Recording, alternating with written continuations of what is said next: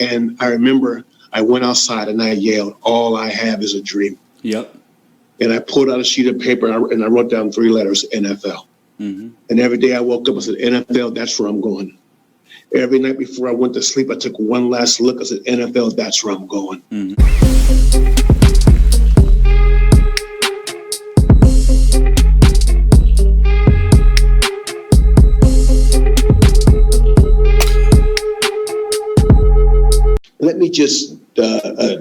Let me just park there for a second, Okay. because outside of God and his love, there is nothing more powerful than the dream. The dream is greater than all laws of the universe. Sure. The dream is greater than logic, greater than rationale. It is greater than any dimension. The dream is so powerful because you can be in one position or you can be in one location, mm-hmm. and you can dream yourself to any part of the world, any time in history. You can dream it. You can imagine it. It escapes the laws, right? Sure. And this dream of playing professional football was so deeply embedded at one point.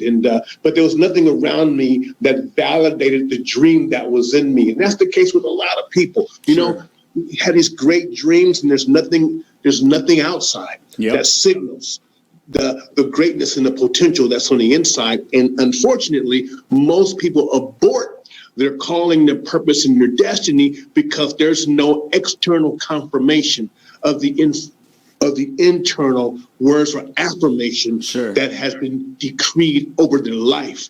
And on the whim, I get a phone call on the last day of school, mm-hmm. and it's a junior college, a 2-year school in Mason City, Iowa. Now, check it out. I'm going to the cornfields of Mason City, Iowa. There's like 26,000 blonde hair, blue eyes. Everyone's last name is Schneider. Okay. It's like, I am like, this is crazy. But it was in that moment, in that season of my life, that the dream began to germinate. Sometimes you have to change the seed. Sometimes you have to change the soil, right? And so I'm in a different soil. I'm in Mason City, Iowa. Uh-huh. And, you know, the first year at that junior college, I don't step on the field not one time, not one play. And I picked up the phone and I called my mom. And I was like, "Mom, I quit. Mom, I give up. I'm done."